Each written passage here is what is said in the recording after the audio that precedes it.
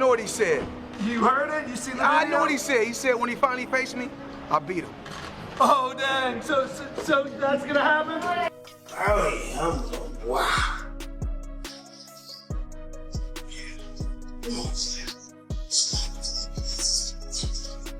Wow.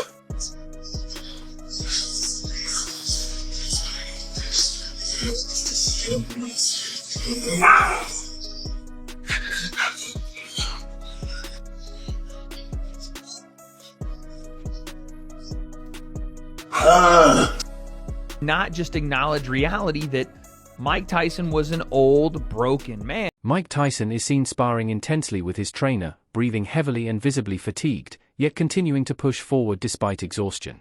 Oh yeah, last one. Oh, shit, this is fun. What? Oh, that's so good. Check my suck. Okay.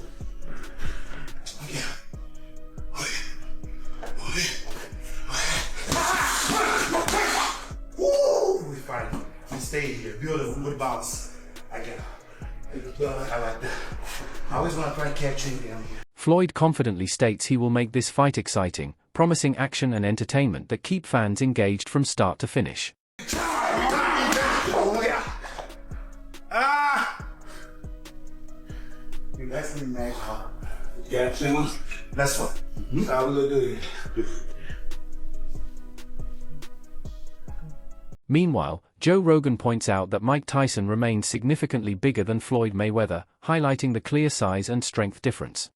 We're gonna have fun. We're gonna throw a few punches. Like I'm taking this seriously, and I'm trying to fight Tyson. I don't know. I just want to get the fans what they want to see. Excited. A major concern surrounding this bout is their age gap, with Tyson nearing 59 and Mayweather 48, raising doubts about competitiveness. So much bigger than him. Yeah, he's but so much bigger than him. he's not gonna land a fist on Mayweather. Right. It's Not gonna be after hard. his last performance. You know, I think Yeah. Tyson just needs What to do you get think it. was going on with that? The last one. It looked a little bit like sparring. Yeah, I don't know. I think it was scripted.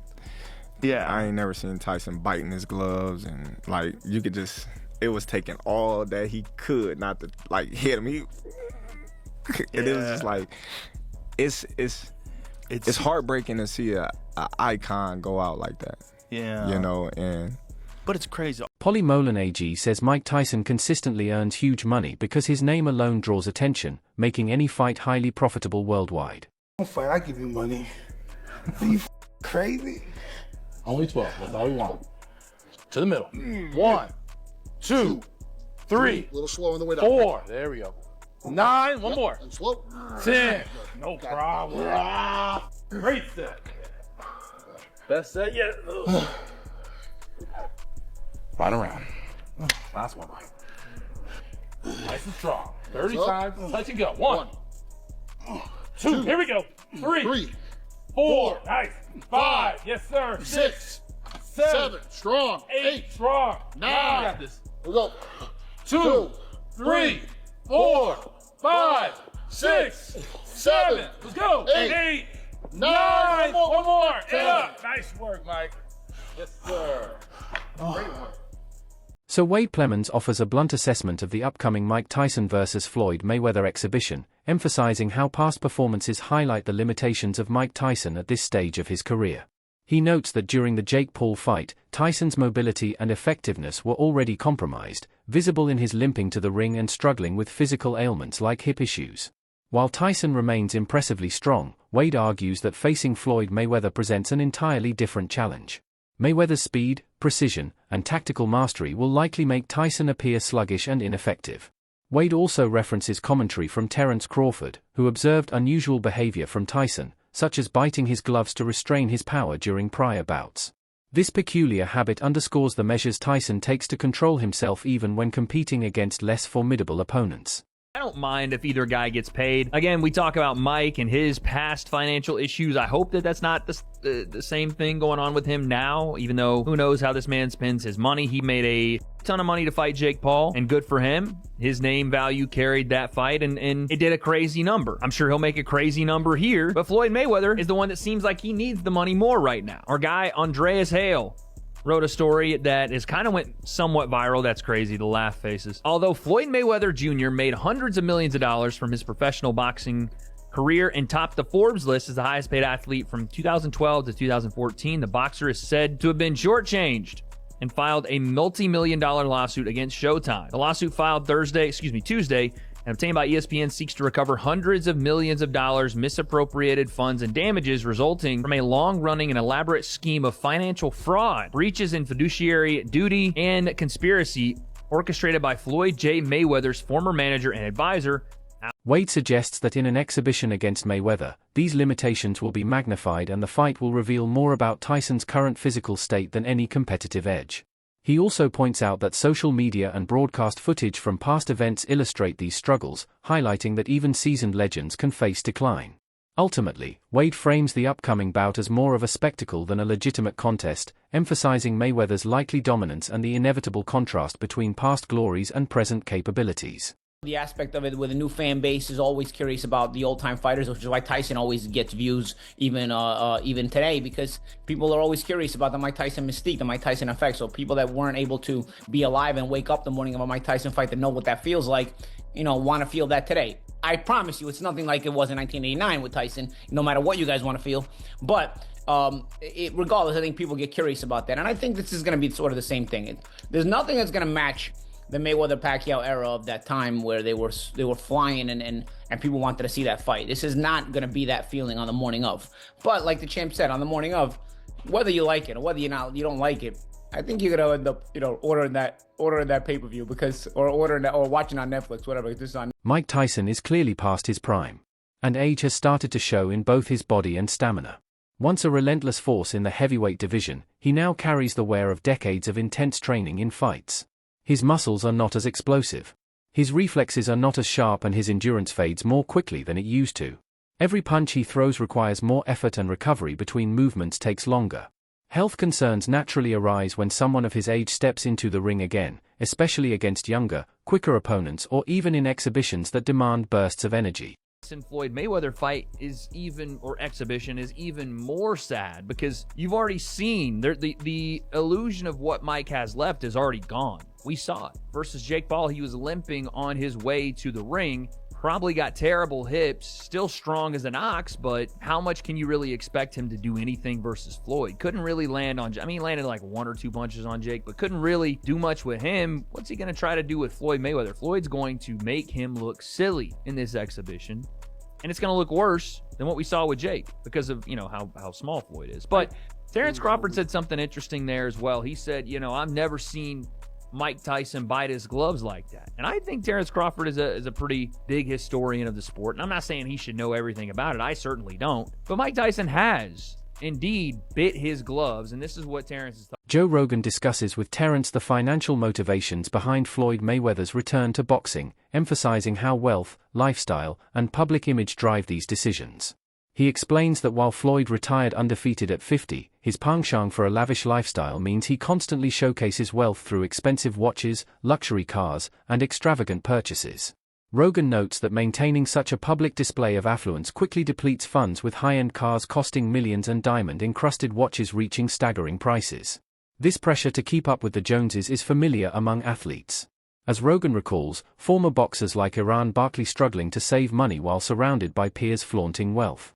Great Teddy Atlas has spoken about this with Tyson and his career. Questions out there, my son told me, about the thumb biting. Okay, thumb biting, right? And we're not talking about the thumb biting with your nephews or with your children or, with that stuff. We're talking about Mike Tyson biting his thumb during the car. First of all, that's something that he did in his amateur day, he did in his pro days, and now, of course, he did it again.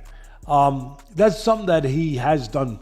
And he's, for people that follow Mike Tyson, his career, they've seen it before. People are saying, oh, and Tyson's smart, he's witty. He knows what to say. He knows the image. He knows the importance of having that image, how important. That's why he got all the money. It wasn't about what he had left at 58. It was what maybe he might have, and the image, the scary. Terrence and Rogan highlight that this need to project success, often through ostentatious items, fuels Floyd's continued participation in high-profile fights. These bouts are not just about competition, but also about generating massive paychecks to sustain his extravagant habits. They point out that sponsorships only cover part of the expense, making it necessary to keep earning through exhibitions or professional matches. Beyond the spectacle, Rogan stresses that the financial reality behind Floyd's lifestyle is practical. These fights allow him to maintain wealth, status, and influence while indulging in the trappings of fame without compromise. They have a history of bad blood between the two. Well, more so on the part of Mike Tyson. He just simply does not like Floyd Mayweather. They went through some things. They used to be cool. They used to be friends. And Floyd Mayweather even fought on Mike Tyson's cards. But now they have a strained relationship, and now they're going to fight an exhibition bout. This was... I don't even know what to say about it. Floyd Mayweather Jr. by contrast brings speed, agility, and exceptional defensive skill honed over years in the lighter weight classes. Tyson's size and power can still intimidate, but it is tempered by the fact that his body no longer responds as it once did. The difference in their physical condition creates a unique matchup where raw strength meets refined technique. But with Tyson, the worry isn't just about performance. It's about his well-being. Fans and analysts alike question whether the risks outweigh the spectacle given the potential strain on an aging body. This fight is as much a test of endurance as it is of skill. There's other ways for... But what did he get? People. He got at least 20, right? Yeah, but still, I think... I think he needed that money. Yeah, but with all his connections and things like that, I think people could have put him in the right position to make some money. If he's got people with him that are looking out for his best interest. But you know how it is. When there's a guy like that that's a big name, usually everybody around him pretends they're looking out for their best interest, but there's always lawsuits later on. You find out someone was stealing money or not paying him what he deserved. There's always a bunch of shit involved. Yeah. You know, unfortunately, especially if you're not business-minded, which I don't know if Mike is, but most fighters aren't. Most fighters concentrate on fighting. Mm-hmm. To be business-minded, that's a giant distraction. You got to pay attention to all this other shit. On top of that, it's generally not how they think. Right. You know? I mean, look at Floyd. Like, Floyd spends money like it's a... Early signs from Mike Tyson's past exhibition matches already highlighted how lucrative nostalgia bouts can be. The old-school appeal of seeing legendary fighters back in the ring draws massive attention and big paydays. Tyson reportedly took home around $20 million, a substantial sum for a single event. While his younger, faster opponent in that matchup reportedly earned nearly $40 million. These numbers show that the financial incentive for these exhibitions often outweighs the competitive stakes. Fans are drawn by memories and hype rather than pure skill, turning these matches into highly marketed spectacles. For fighters like Tyson and his opponents, it's less about testing abilities and more about maximizing earning potential while capturing the public's curiosity. In an exhibition effort, you might as well. I want to say this though. Like unlimited amount of money. Money's just flowing. And even as much money as he's made in his career, which he's probably made as much, if not more money than any boxer ever. Like there's all these lawsuits. Like he hasn't been paying things and he owes money on this and owes money on that. And it's like... And then he's got to come out of retirement. Yeah, that's tough. Yeah. That's tough. I think it's just the lifestyle that Floyd lived. Yes. I think he can't fathom to just live a modest lifestyle. It's like he got to be lavish. Right. He's got to have those videos where he shows you all the watches, where he opens the case up, you know. All the money. He got to show that he got $1 million in his backpack. And, you know, he got the latest watch and the latest car, and look what I just bought. And when you get into latest watches and latest cars, you get into that shit. Like, boy, that money goes quick. Yeah.